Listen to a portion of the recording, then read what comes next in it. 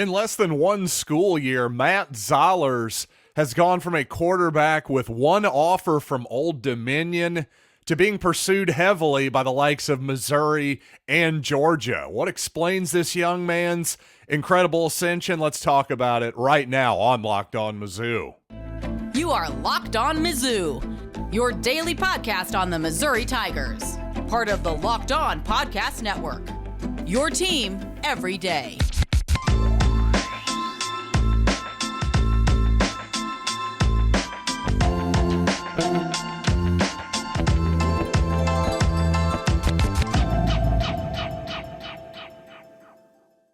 Hey, all you true sons and daughters, I'm John Miller, your Mizzou mafioso and the glutton for punishment of Missouri basketball at the moment. As yes, I'll be attending a senior night, but of course we got to talk some football as well with JC Carlies possibly looking at a position change at the next level. And by the way, speaking of hoops, the God's honest truth is, for all this talk of expanding the NCAA tournament, there is no demand for more basketball. That's just the harsh reality that I think the NCAA and all of college basketball would be wise to look at very, very closely. But we know what? Before we get started on the program, let's talk about FanDuel. Today's episode is brought to you by FanDuel. Make every moment more. New customers, join today and you'll get $150 in bonus bets if your first bet of $5 or more wins.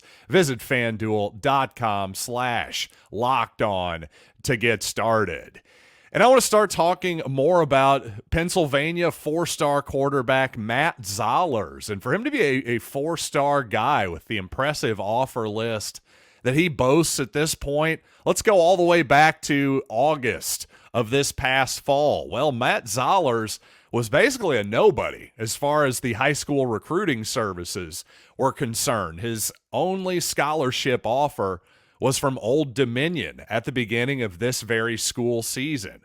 And part of that, I've got to think, has to be his multi-sport nature. He's a baseball player. He's a basketball player. In fact, he's finishing up state Pennsylvania basketball as we speak. So playing baseball in the summer, I think in particular, caused him to not take part in a lot of that 7-on-7 type stuff that receivers and quarterbacks do so much of these days in the off season. I'm personally a big fan of guys who play multiple sports, by the way. I don't think that's a negative whatsoever, but there is the obvious trade-off, at least a little bit there, him coming off as a sophomore quarterback into his junior season of not focusing 100% on football. Well, obviously that caused him to fall off the radar of the recruiting services.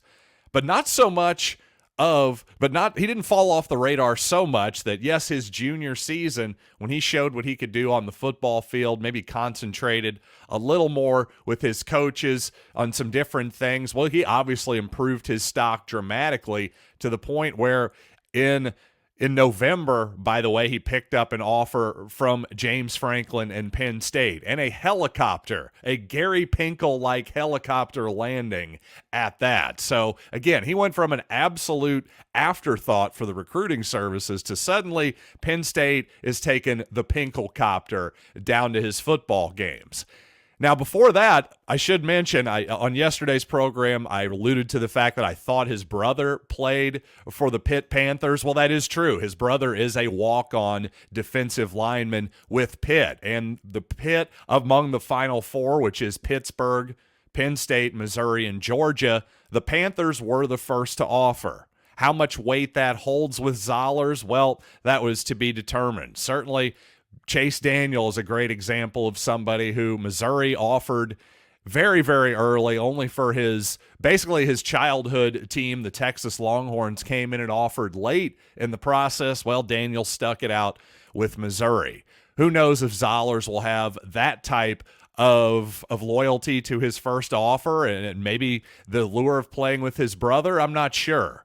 My colleague Brian Smith was pretty much dismissive of Pitt. I'm not quite as dismissive, but certainly Penn State, I think, would have to be considered the leader in the clubhouse at this point. And then just this past January, you saw Missouri Georgia, along with Florida, Kentucky, Nebraska, and many other pretty big-time programs jump on board with offers for Zollers as well. And after he completed 62% of his passes last year, with good size, by the way, at 6'3", a little over 205 pounds, rushed for more than 400 yards and 7 scores as well. Got to be a wild journey there. Just think about what you were like your junior year of high school. Just going from the beginning of your junior year, basically just being, okay, you're an athlete, but you're not really known to anybody outside of the state, to suddenly within about, 4 or 5 months or so, maybe the most famous guy in the entire state other than Joel Embiid, I guess,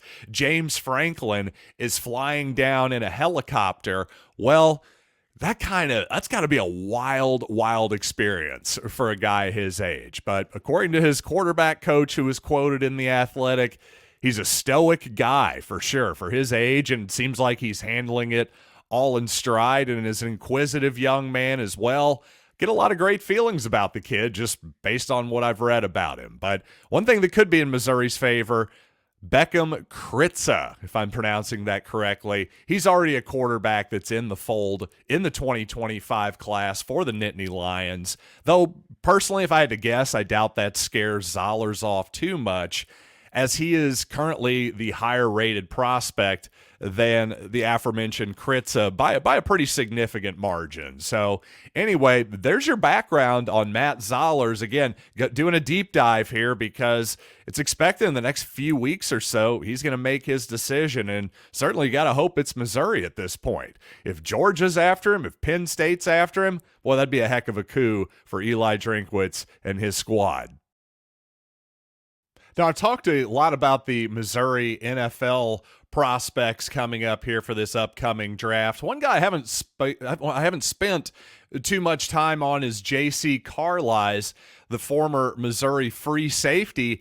And you know what? I really thought this was definitely his best season this past year, that being J.C. Carlies, because really, if anything, the previous year I thought there were some times where he got beat in coverage, but really this past season I just didn't see that much. I thought this was his best year as a covering safety, a safety in coverage, because really at his size I've always felt like he was a good, solid tackler, good instincts in that part of the game. So I thought it was interesting when he was running at the combine, his 40-yard dash time, a really solid 4.5, by the way, for a free safety, but notably Carlies up to 227 pounds. Well, if he's staying at free safety, that may not be the best thing in the world, but as I believe it was Daniel Jeremiah on the NFL Network speculated, maybe surmised, well, Carlies could be looking at a position change here. Could he be an outside linebacker? Something like that. Maybe a little bit more of a hybrid type player, that type of deal. Maybe think of what Dalen Carnell did for Missouri last season at that star position, but maybe more likely an outside linebacker. I'll say if he's starting to look at more like 230 pounds, but he can still run a 4.5. Again, as I've said before, the 4.5, the 40-yard dash can definitely be overrated, but it does tell you something. It tells you that at that size, that's a pretty rare speed there. And if Carlies can indeed make that transition, he could be a special type of player potentially with a lot of upside, I think, at outside linebacker. So an interesting potential move there, though I certainly won't dismiss his possibility of being a safety either. The way these guys train for the combine these days, heck, they can go up and down pounds depending on, 10, 15 pounds, sort of like a cage fighter these days. So with the amount of training and nutrition that they have access to. So I think he can probably go either way. It'll just depend on what team wants to take a chance on him and what type of player they feel like he best fits into their squad. And speaking of the NFL, well, that league recently proved it can get away with about anything it wants to when it moved the Kansas City Chiefs, Miami Dolphins playoff game, Patrick Mahomes, Travis Kelce, Taylor Swift, the whole deal, over to Peacock, much to everyone's consternation. And yet, well, apparently many, many, many, many millions of people, tens of millions of people tuned in to the thing. So I just don't know, though, that the NCAA tournament, March Madness, can be quite that arrogant. But boy, if they're trending to the number of teams they're likely expanding toward, I'm really worried about it. I don't think that the NCAA can necessarily get away with that. So let's talk about that coming up here in just a little bit. But first, let's talk about FanDuel, because you got to get buckets with your first bet on FanDuel, America's #1 sports book. Right now, new customers get $150 in bonus bets with any winning $5 bet. That's $150 if your bet wins. Bet on all your favorite NBA players and teams with quick bets, live same-game parlays, exclusive props, and more. Just visit FanDuel.com/lockedon and shoot your shot. It's FanDuel, official sportsbook partner of the NBA. So if last year taught me anything, it's that there is still tremendous demand for good Missouri basketball, at least by Missouri fans. And I think that's true for just about every fan base in college basketball. But that's the thing. College basketball these days is a very, very strong regional sport. It's just not a strong national sport anymore for the most part. And I think I noticed myself, and I think a lot of my fellow Missouri fans last year were much more into the rest of the Southeastern Conference in basketball in general, and just the rest of the conference, or excuse me, the rest of the country in general, just to compare the Missouri team that we had, trying to figure out how good that squad really was. But this year, obviously with a much different result, I just haven't found myself watching or paying attention to the rest of the country as much as I did last year. And I really don't think I'm alone there. So again, I just don't think there's a huge demand out there for more college basketball. This isn't even a criticism of the sport per se. What I'm saying is the people like Dana O'Neill out there is reporting that the NCAA expansion is trending more toward something like 72 or 76 teams and maybe not 80 or 96. Something like that. Heck, Dennis Gates, I think, was saying maybe let's go to 128. I can't even remember what Dennis is saying, but that's definitely something I've disagreed with Coach Gates on quite a bit, is the need to expand the tournament. Because to me, again, on a national level, what keeps this sport alive is March Madness. So expanding it further to 68 would be a mistake, in my opinion, because that's just taking on way too big of a risk in my mind, which is basically making March Madness a lot more irrelevant. Sort of like, frankly, the World Series and Major League Baseball playoffs. Again, unless your squad is in it, if you're a Cardinals fan, you're a Royals fan, and your squad is in it, there's still nothing better than playoff baseball. But be honest, when the Cardinals last year didn't have such a hot season, obviously the Royals have been terrible for 5 or 6 years in a row now. Were you as into the baseball playoffs as you otherwise would have been? Weren't you watching the other games maybe a little bit more when your squad was in it? So my point is, I think there's a real risk there of making March Madness, which is still a big-time national event. We're all filling out our brackets and making bets and getting in pools and all this kind of stuff. But to me, I just think you're taking a huge risk there to get a short-term gain. Yes, there's going to be a short-term gain there. No doubt those TV companies are going to pay you more money for more product. I get that. But to me, it's penny wise, pound foolish. I just don't think it's a good idea. I really don't. It would sort of be like, I don't know, I was just watching Saturday Night Live this past weekend. I'm a big fan of that show for years and years. Well, basically, I would say America's it girl right now, the hottest girl, the it girl, if you will, Sydney Sweeney. For those of you who may not be familiar, probably most of you are at this point. Well, she's just a good-looking lady who's on HBO's Euphoria and was just in a rom-com on Netflix with Glenn Powell, which name escapes me. But listen, Sydney Sweeney, who again is the it girl right now, sure, if she opened up an adult content park or a corner on onlyfans.com or something like that, I'm sure she would make boatloads of money overnight. But there would certainly be a long-term cost to that, because who knows what her career is going to look like in a few years. Maybe she'll be an even bigger star than she is right now, and she will have cost herself that long-term gain for a short-term gain that actually, well, there was even more costs to that move than just monetarily. So again, I just don't think expanding the NCAA tournament, not only is it unnecessary, I think it's incredibly risky and something just not worth doing. And by the way, from just specifically a Missouri fan's perspective, let's think about this. You expand the tournament by 20 teams, something like that. Well, okay, that now you've just lowered the bar for what is an NCAA tournament appearance. Maybe that's good for your coach's long-term security, perhaps. He can say, well, now I've made more NCAA tournament appearances than he otherwise would have. But to me, lowering the bar is, again, another possible negative consequence there is you're making the regular season, which has already been devalued over the years, you're making it even less valuable, in my opinion. And again, devaluing an actual appearance, which is something that a lot of schools, listen, it's something that Missouri celebrates, as it should, but especially smaller schools and schools with less of a basketball tradition than Missouri, man, just making it to the big dance can be the biggest thing in the world. So taking it from 64 to 68, going to 96, I just think that's utter madness and a risk not worth taking once again.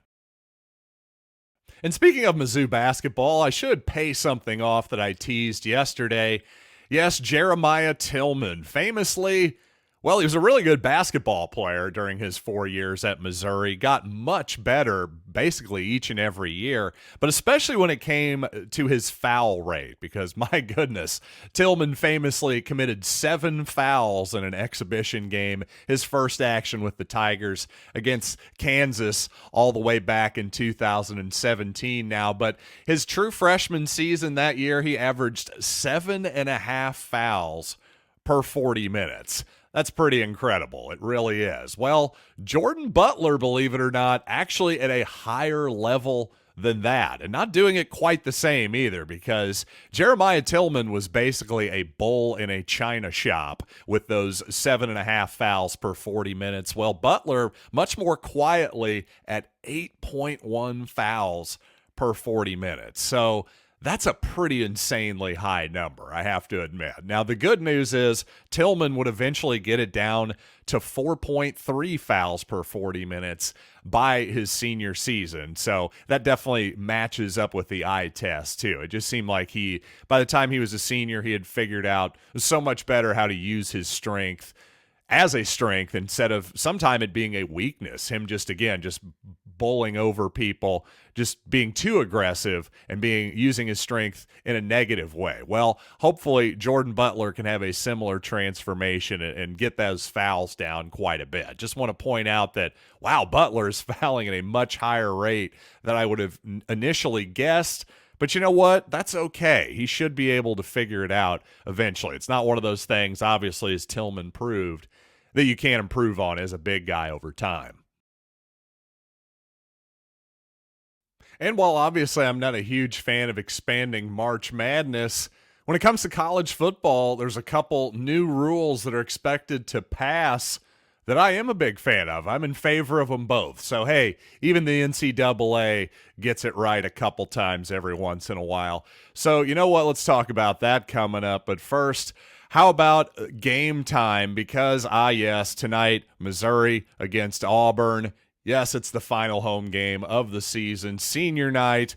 Hey, stranger things have happened. Quite frankly, I'm going to be there. And if you're not there and Missouri actually gets a win tonight, won't you feel bad? Well, here's the deal. Let's get on down there, because Missouri and Auburn, just $6 to get in the stadium. Heck, I can get you in for free with the promo code Locked On for $20 off your first purchase. All you have to do is download the Game Time app, and again, use code Locked On for $20 off your first purchase. Terms apply. Download the Game Time app. Last-minute tickets, lowest price, guaranteed. Thanks for making Locked On Mizzou your first listen every day. And thanks for telling a fellow true son or daughter about the podcast, letting them know we're free and available wherever you get podcasts, including on the SiriusXM app, where you can find the Tigers taking on the Auburn Tigers at Mizzou Arena tonight if you can't be there. 8 o'clock, again, on the SiriusXM app or on your radio dial, channel 374.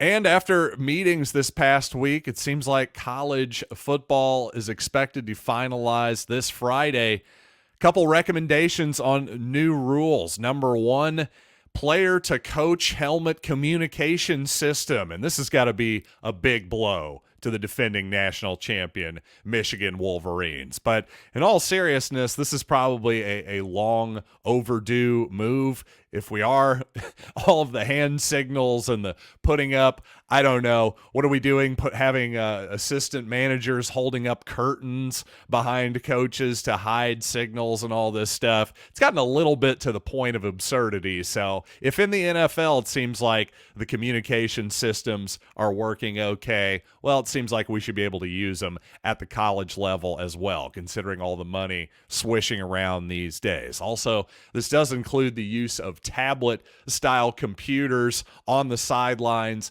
and at halftime as well. This is another NFL-style move. Now, I've long been a person that does complain about, hey, college football is getting a little bit too much like the NFL.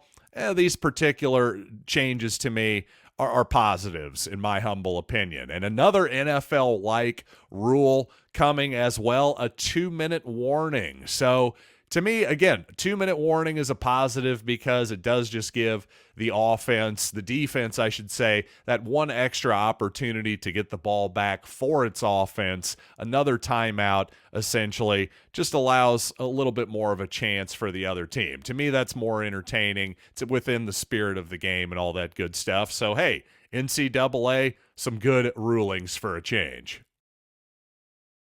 And finally, as discussed before, Brady Cook, Luther Burden, among the more than 90% of players already who have opted in to the college football video game. EA Sports College Football 25 coming this summer. And again, that's not 90% of Missouri's roster. That's 90% of all eligible players in FBS so far. This according to OperationSports.com. And even more notably, including Missouri, of course, all 134 FBS teams are in the game. And that's really the big news. I think all you want as a college football fan, you want to root for the laundry, for your fight songs, for your perfectly rendered high-definition stadium, all that good stuff. The rest of it, hey, having the real players, 90+% of them apparently, well, we're off to a great start there. Apparently most of them are getting $600 and a copy of the game, though again, according to Operation Sports here, quote, some of the higher profile players can receive additional NIL compensation as ambassadors for the game and promoting. So that's an interesting little note there as well. So perhaps prominent guys like Brady Cook and especially maybe even Luther Burden could get a little bit of extra scratch on the side. Could be quite possible considering how early they both opted into that as prominent players, because another prominent name out there, Arch Manning, currently backup quarterback, Peyton Manning and Eli Manning's nephew, all that good stuff. Well, he's the backup quarterback at Texas. Well, he decided to not opt into the game, which obviously is his choice. A lot of people online have been dunking on him for his stated reasoning, which was, according to somebody, that he said, well, he wants to focus on what's happening on the field, as if what's happening in the virtual video game world with Arch Manning is really going to affect his play on the field. But though perhaps maybe Arch didn't get the offer that he wanted, or he didn't get to be one of the ambassadors like he expected. Maybe he's holding out for that. Who the heck knows? It's just interesting. Honestly, I'm surprised that more than 90% of the guys opted into it. I thought there would be more holdouts than this. So good for Arch Manning, maybe? I don't know. We'll see how this works out for him in the long run. It's interesting that a backup quarterback would make this move at this point, but hey, obviously that Manning name can hold some water, so it'll be interesting to follow this whole story to me this summer. It's more that if you're not a video game fan, from my perspective, this is just a really interesting story. News-wise, business-wise, everything else, just the dynamics of these kids now. It's just completely almost flipped on its head the last couple, 3 seasons or so, where now suddenly these college kids, well, they have a heck of a lot of power. Some of it's good, some of it's probably, there's some downsides to it as well. All I know is it's really interesting to follow from a distance. We're going to continue to do so here on Locked On Mizzou, so I appreciate you all joining me. And of course, on tomorrow's program, Maybe if there's a God, we'll be talking about a Missouri victory over Auburn. But so far, not a lot. At least there hasn't been a merciful God so far. Let's put it that way. I'm kidding, folks. I'm just trying to bring a little levity to what has been an absolutely horrendous basketball season. But it's over. It's almost over. That's all I know. So we're going to get through it together tomorrow and the rest of the week right here on Locked On Mizzou.